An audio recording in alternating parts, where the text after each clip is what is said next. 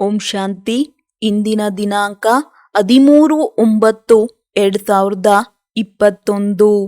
ಮಧುರ ಮಕ್ಕಳೇ, ತತ್ವಗಳ ಸಹಿತವಾಗಿ ಎಲ್ಲ ಮನುಷ್ಯ ಮಾತ್ರರನ್ನು ಪರಿವರ್ತನೆ ಮಾಡುವಂತಹ ವಿಶ್ವವಿದ್ಯಾಲಯವು ಕೇವಲ ಇದೊಂದೇ ಆಗಿದೆ. ಇಲ್ಲಿಂದಲೇ ಎಲ್ಲರ ಸದ್ಗತಿಯಾಗುತ್ತದೆ. ಪ್ರಶ್ನೆ: ತಂದೆಯಲ್ಲಿ ನಿಶ್ಚಯವಾಗುತ್ತಿದ್ದಂತೆಯೇ ಯಾವ ಸಲಹೆಯನ್ನು ಕೂಡಲೇ ಕಾರ್ಯರೂಪದಲ್ಲಿ ತರಬೇಕು? ಉತ್ತರ: ತಂದೆಯೂ ಬಂದಿದ್ದಾರೆ ಎಂದು ನಿಶ್ಚಯವಾಯಿತೆಂದರೆ ತಂದೆಯದು ಇದೇ ಮೊಟ್ಟ ಮೊದಲ ಸಲಹೆಯಾಗಿದೆ. ಈ ಕಣ್ಣುಗಳಿಂದ ಏನೆಲ್ಲವನ್ನು ನೋಡುತ್ತೀರೋ ಅದನ್ನು ಮರೆತುಬಿಡಿ. ನನ್ನೊಬ್ಬನ ಮತದಂತೆ ನಡೆಯಿರಿ. ಈ ಸಲಹೆಯನ್ನು ಕೂಡಲೇ ಕಾರ್ಯರೂಪದಲ್ಲಿ ತರಬೇಕಾಗಿದೆ. 2. ನೀವೀಗ ಬೇಅದ್ದಿನ ತಂದೆಯ ಮಕ್ಕಳಾಗಿದ್ದೀರಿ. ಅಂದ ಮೇಲೆ ಪತಿತರ ಜೊತೆ ನಿಮ್ಮ ಹೆಚ್ಚಿನ ಲೇವಾದೇವಿ ಇರಬಾರದು. ನಿಶ್ಚಯ ಬುದ್ಧಿ ಮಕ್ಕಳಿಗೆ ಎಂದೂ ಯಾವುದೇ ಮಾತಿನಲ್ಲಿ ಸಂಶಯ ಬರಲು ಸಾಧ್ಯವಿಲ್ಲ. ಓಂ ಶಾಂತಿ. ಇದು ಮನೆಯೂ ಆಗಿದೆ ಮತ್ತು ವಿಶ್ವವಿದ್ಯಾಲಯವೂ ಆಗಿದೆ. ಇದಕ್ಕೆ ಈಶ್ವರೀಯ ವಿಶ್ವವಿದ್ಯಾಲಯವೆಂದು ಹೇಳಲಾಗುತ್ತದೆ, ಏಕೆಂದರೆ ಇಡೀ ಪ್ರಪಂಚದ ಮನುಷ್ಯ ಮಾತ್ರರ ಸದ್ಗತಿಯಾಗುತ್ತದೆ. ನಿಜವಾದ ವಿಶ್ವವಿದ್ಯಾಲಯವು ಇದಾಗಿದೆ. ಮನೆಗೆ ಮನೆಯೂ ಆಗಿದೆ. ಮಾತಾಪಿತರ ಸನ್ಮುಖದಲ್ಲಿ ಕುಳಿತಿದ್ದೀರಿ ಮತ್ತು ವಿಶ್ವವಿದ್ಯಾಲಯವೂ ಆಗಿದೆ. ಆತ್ಮಿಕ ತಂದೆಯು ಕುಳಿತಿದ್ದಾರೆ. ಇದು ಆತ್ಮಿಕ ಜ್ಞಾನವಾಗಿದೆ. ಯಾವುದು ಆತ್ಮಿಕ ತಂದೆಯ ಮೂಲಕ ಸಿಗುತ್ತಿದೆ. ಆತ್ಮಿಕ ಜ್ಞಾನವು ಆತ್ಮಿಕ ತಂದೆಯ ವಿನಃ ಮತ್ಯಾವುದೇ ಮನುಷ್ಯರು ಕೊಡಲು ಸಾಧ್ಯವಿಲ್ಲ. ಅವರಿಗೆ ಜ್ಞಾನಸಾಗರನೆಂದು ಹೇಳಲಾಗುತ್ತದೆ ಮತ್ತು ಜ್ಞಾನದಿಂದಲೇ ಸದ್ಗತಿಯಾಗುತ್ತದೆ. ಆದ್ದರಿಂದ ಜ್ಞಾನಸಾಗರ ಸರ್ವರ ಸದ್ಗತಿದಾತನು ಒಬ್ಬ ತಂದೆಯೇ ಆಗಿದ್ದಾರೆ. ತಂದೆಯ ಮೂಲಕ ಇಡೀ ವಿಶ್ವದ ಮನುಷ್ಯರಷ್ಟೇ ಅಲ್ಲ, ಪ್ರತಿಯೊಂದು ವಸ್ತು ಪಂಚತತ್ವಗಳು ಸತೋಪ್ರಧಾನ ಆಗಿಬಿಡುತ್ತವೆ. ಎಲ್ಲದರ ಸದ್ಗತಿ ಆಗಿಬಿಡುತ್ತದೆ. ಈ ಮಾತುಗಳು ಬಹಳ ತಿಳಿದುಕೊಳ್ಳುವಂತಹದ್ದಾಗಿದೆ. ಈಗ ಎಲ್ಲರ ಸದ್ಗತಿ ಆಗಬೇಕಾಗಿದೆ. ಹಳೆಯ ಪ್ರಪಂಚ ಮತ್ತು ಪ್ರಪಂಚದಲ್ಲಿ ಇರುವವರೆಲ್ಲರೂ ಪರಿವರ್ತನೆ ಆಗಿಬಿಡುತ್ತಾರೆ. ಏನೆಲ್ಲವನ್ನು ಇಲ್ಲಿ ನೋಡುತ್ತೀರೋ ಅದೆಲ್ಲವೂ ಪರಿವರ್ತನೆಯಾಗಿ ಹೊಸದಾಗುವುದು. ಗಾಯನವಿದೆ, ಇಲ್ಲಿ ಸುಳ್ಳು ಮಾಯೆ ಸುಳ್ಳು ಕಾಯವಾಗಿದೆ. ಇದು ಅಸತ್ಯಖಂಡ ಆಗಿಬಿಡುತ್ತದೆ. ಭಾರತವು ಸತ್ಯಖಂಡವಾಗಿತ್ತು, ಈಗ ಅಸತ್ಯಖಂಡವಾಗಿದೆ. ರಚಯಿತ ಮತ್ತು ರಚನೆಯ ಬಗ್ಗೆ ಮನುಷ್ಯರು ಕೇಳುವುದೆಲ್ಲವೂ ಸುಳ್ಳಾಗಿದೆ.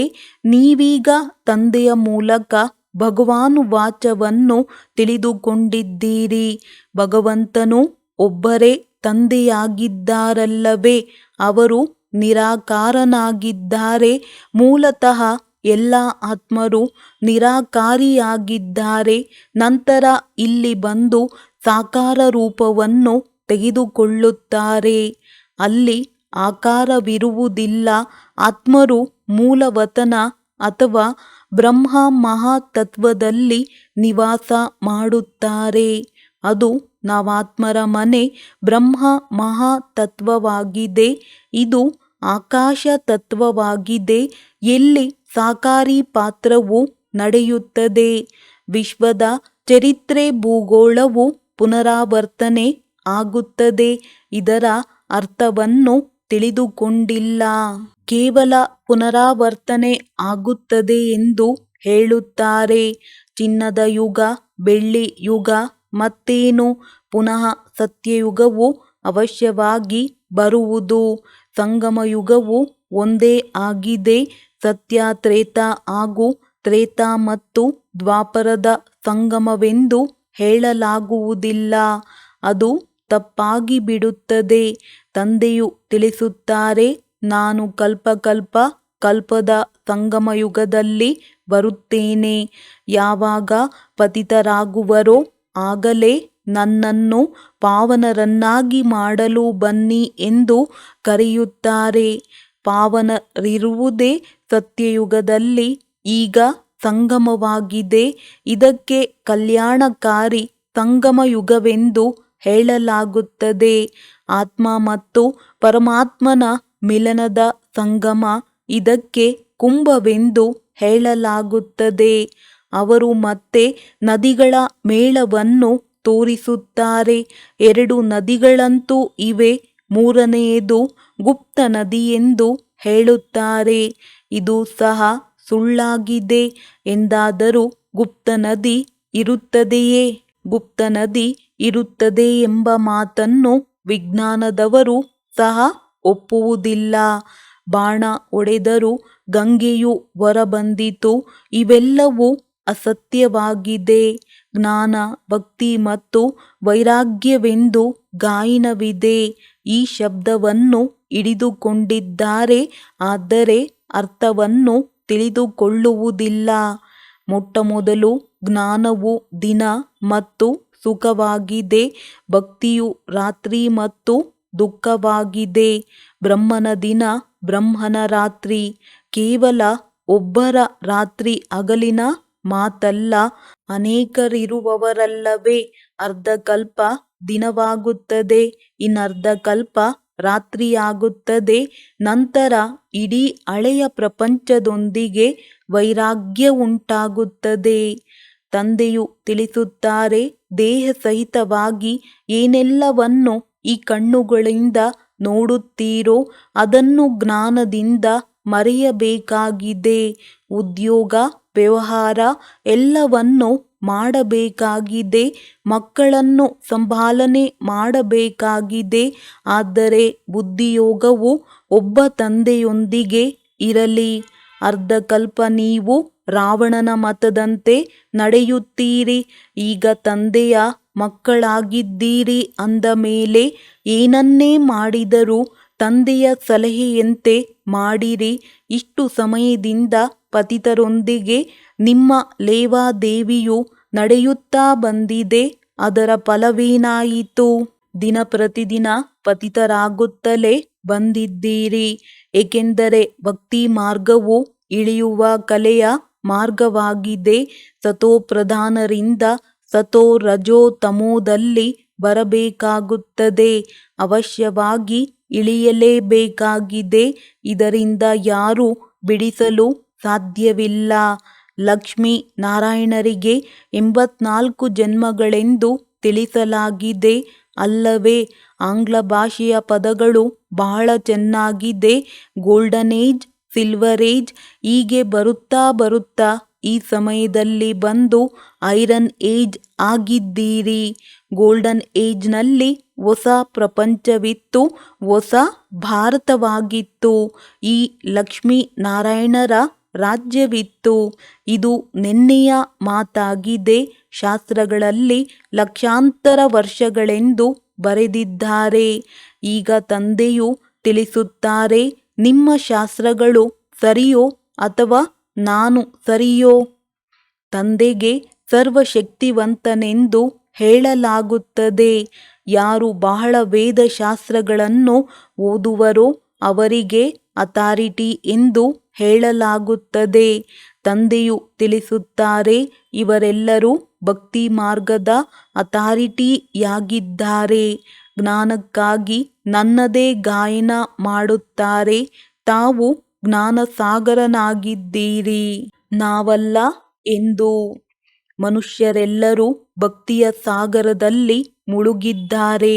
ಸತ್ಯಯುಗದಲ್ಲಿ ಯಾರೂ ವಿಕಾರದಲ್ಲಿ ಹೋಗುವುದಿಲ್ಲ. ಕಲಿಯುಗದಲ್ಲಿ ಮನುಷ್ಯರು ಆದಿ ಮಧ್ಯ ಅಂತ್ಯ ದುಃಖಿಯಾಗುತ್ತಿರುತ್ತಾರೆ. ತಂದೆಯು ಕಲ್ಪದ ಮೊದಲೂ ಸಹ ಈ ರೀತಿ ತಿಳಿಸಿದ್ದರು. ಈಗ ಪುನಃ ತಿಳಿಸುತ್ತಿದ್ದಾರೆ. ಮಕ್ಕಳು ತಿಳಿದುಕೊಳ್ಳುತ್ತಾರೆ, ಕಲ್ಪದ ಮೊದಲೂ ಸಹ ಬೇಹದ್ದಿನ ತಂದೆಯಿಂದ ಆಸ್ತಿಯನ್ನು ಪಡೆದಿದ್ದೆವು. ಈಗ ಪುನಃ ಓದಿ ಪಡೆಯುತ್ತಿದ್ದೇವೆ. ಸಮಯವು ಬಹಳ ಕಡಿಮೆ ಇದೆ. ಇದೆಲ್ಲವೂ ವಿನಾಶವಾಗಲಿದೆ. ಆದ್ದರಿಂದ ಬೇಹದ್ದಿನ ತಂದೆಯಿಂದ ಪೂರ್ಣ ಆಸ್ತಿಯನ್ನು ತೆಗೆದುಕೊಳ್ಳಬೇಕು. ಅವರು ತಂದೆ, ಶಿಕ್ಷಕ, ಸದ್ಗುರುವೂ ಆಗಿದ್ದಾರೆ. ಪರಂಪಿತ ಪರಮ ಶಿಕ್ಷಕ ಆಗಿದ್ದಾರೆ.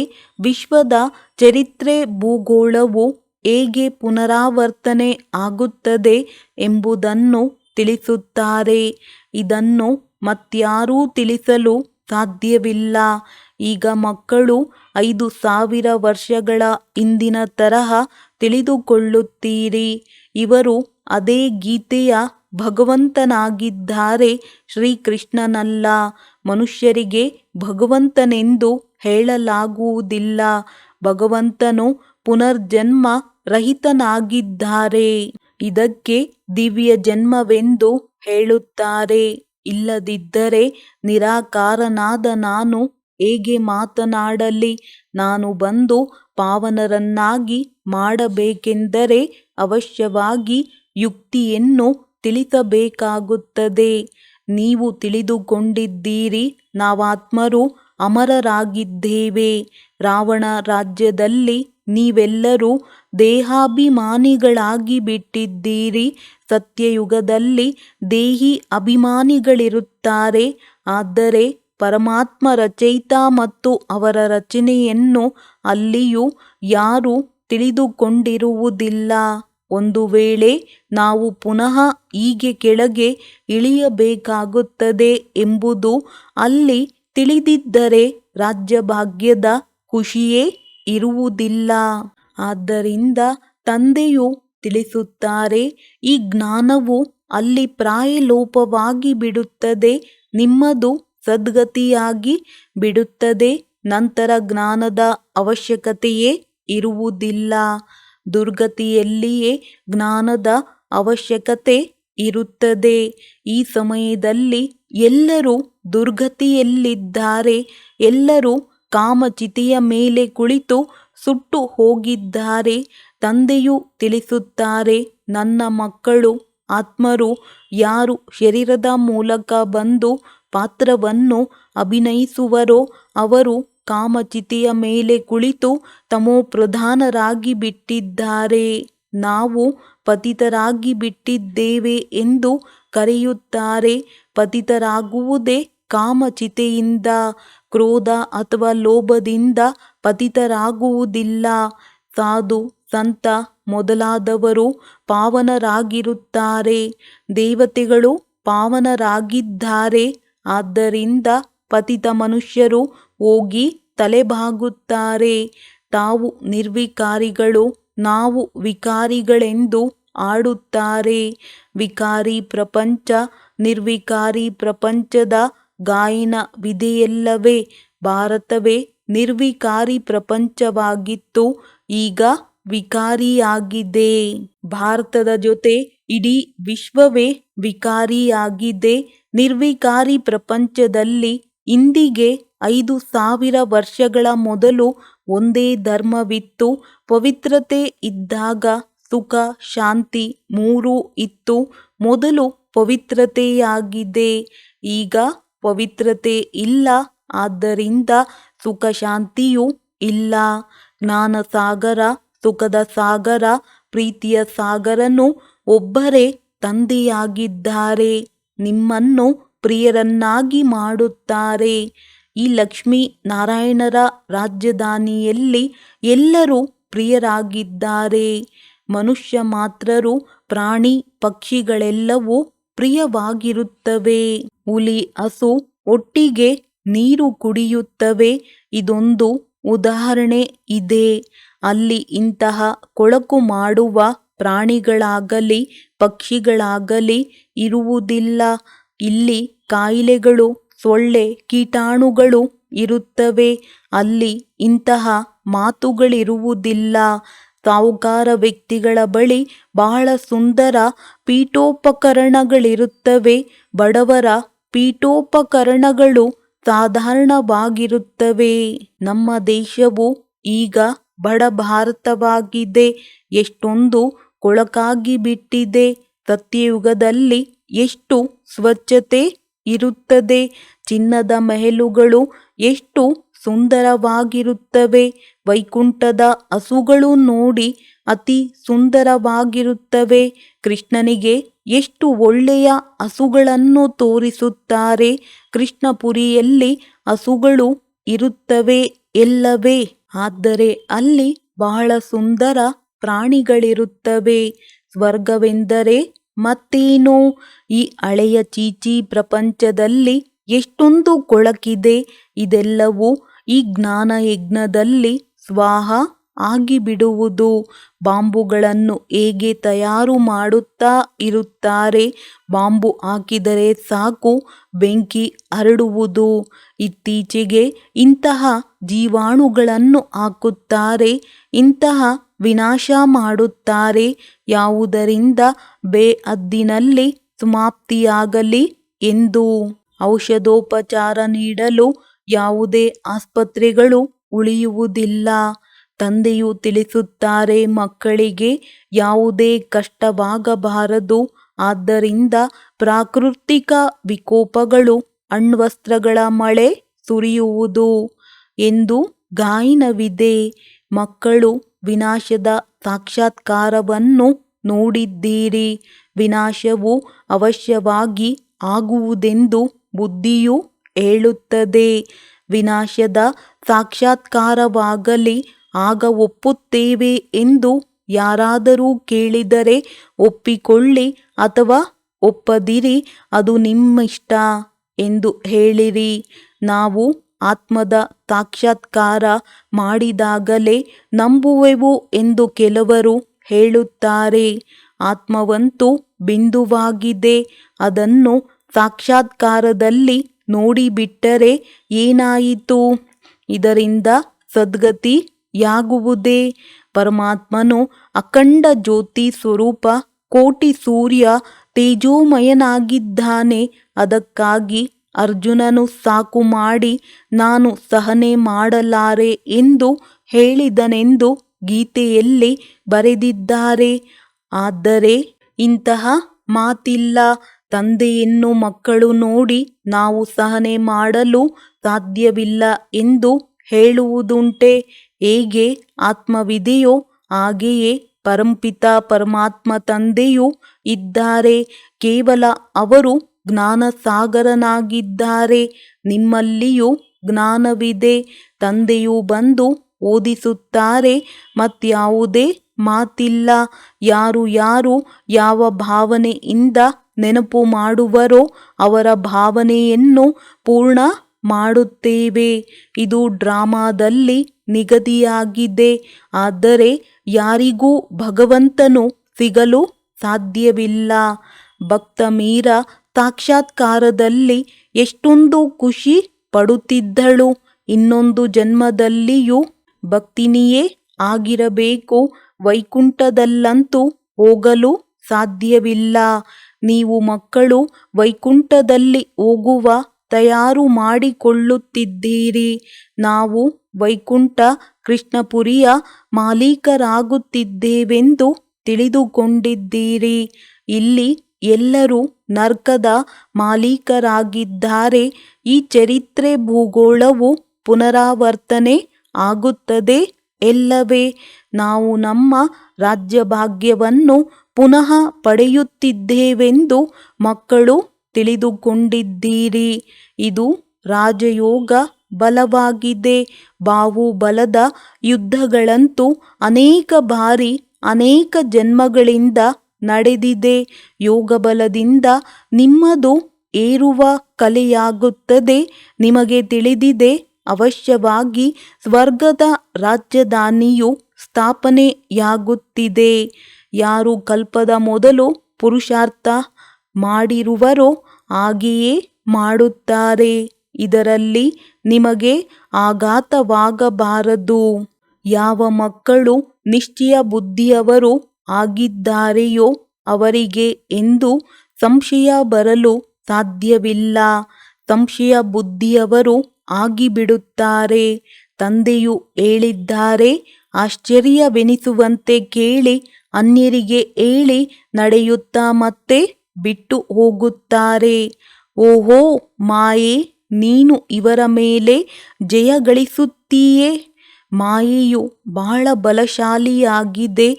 ಒಳ್ಳೊಳ್ಳೆಯ ಸರ್ವಿಸ್ ಮಾಡುವಂತಹ ಸೇವಾ ಕೇಂದ್ರವನ್ನು ನಡೆಸುವವರಿಗೂ ಸಹ ಮಾಯೆಯು ಪೆಟ್ಟು ಕೊಡುತ್ತದೆ. ಆಗ ಬಾಬಾ ವಿವಾಹ ಮಾಡಿಕೊಂಡು ಮುಖ ಕಪ್ಪು ಮಾಡಿಕೊಂಡೆನು ಎಂದು ಬರೆಯುತ್ತಾರೆ.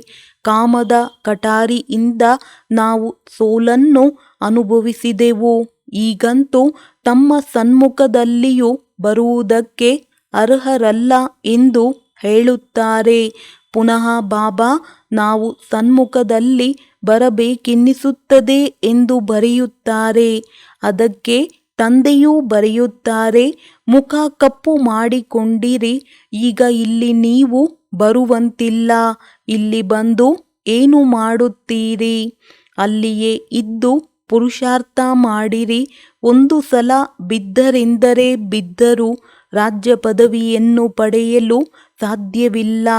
ಹೇಳಲಾಗುತ್ತದೆ, ಎಲ್ಲವೇ ಏರಿದರೆ ವೈಕುಂಠರಸ, ಬಿದ್ದರೆ ಚಂಡಾಲರಾಗುವರು, ಮೂಳೆಗಳು ಪುಡಿ ಪುಡಿಯಾಗುತ್ತವೆ.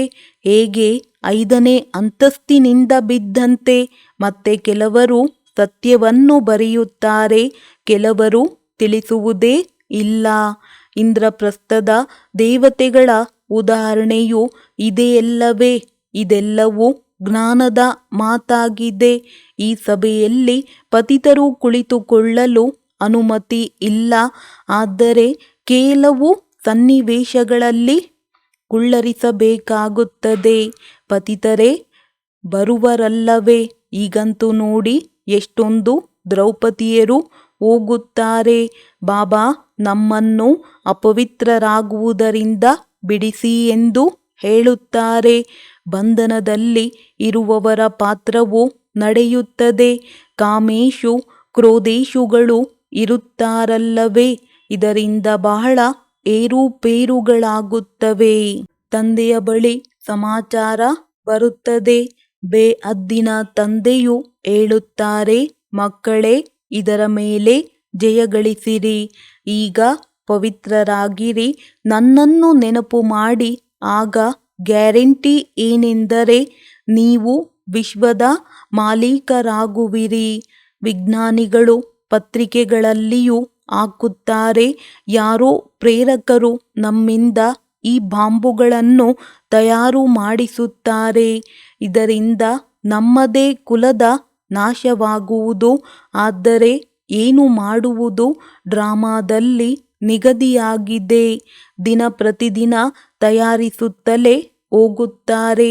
ಇನ್ನು ಸಮಯವಂತೂ ಬಹಳ ಇಲ್ಲ ಅಲ್ಲವೇ? ಒಳ್ಳೆಯದು.